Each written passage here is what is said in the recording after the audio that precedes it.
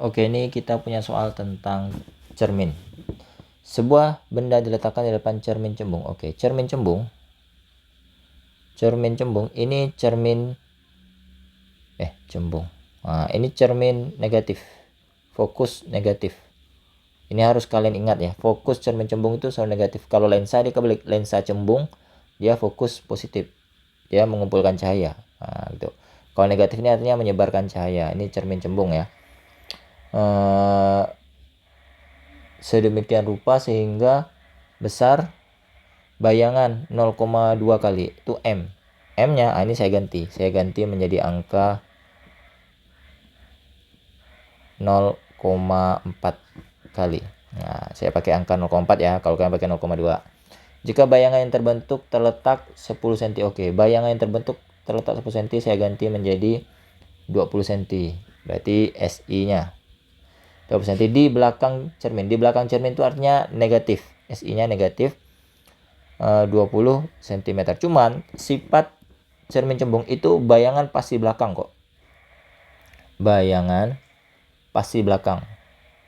Pasti di belakang. Kalau dia cermin cekung bisa di belakang bisa di depan. Tapi kalau cermin cembung itu bayangan pasti belakang. Tidak mungkin dia di depan. Kalau dikatakan jika bayangan terbentuk terletak 10 cm di depan cermin, berarti soalnya keliru.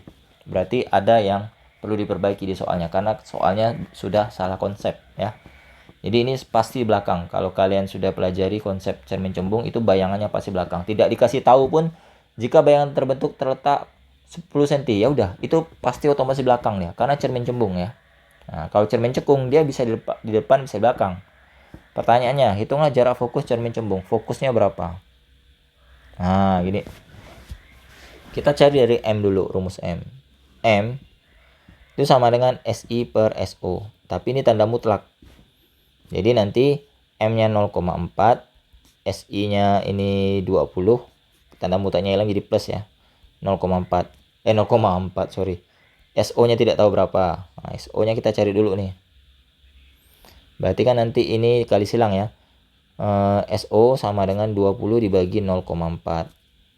Berarti SO-nya sama dengan 50 ya.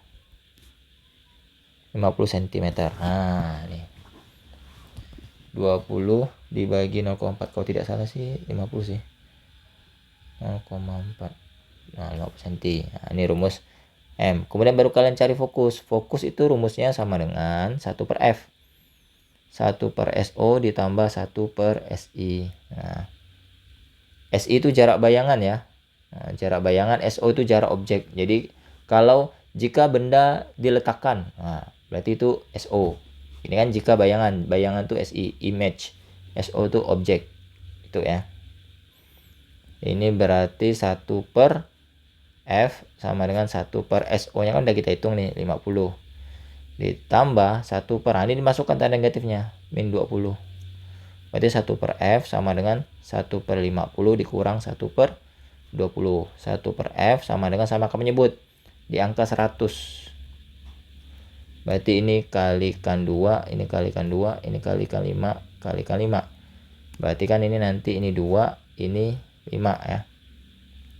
Berarti 1 per F sama dengan 2 kurangi 5. 2 kurangi 5 itu min 3 per 100. Maka fokusnya sama dengan min 100 per 3 cm. Nah, inilah dia jarak fokus cermin cembungnya. Ini soal saya. Ini min 33,333 sekitar gitu ya. Ini soal saya ya, yang udah saya ubah angkanya. Nah, kalau soal kalian masukkan angka-angkanya itu nanti dapatnya itu ini fokusnya. Min 12,5 jawabannya ya. Silakan kalian cross check, kalian kerjakan soalnya menggunakan langkah-langkah metode ini. Kalau saya tidak salah hitung dan kalau tidak ada kekeliruan pasti ketemunya angka ini. Fokusnya negatif 12,5. Oke, sekian dan terima kasih, semoga bermanfaat. Sampai berjumpa di video berikutnya. Tetap semangat belajar. Dadah.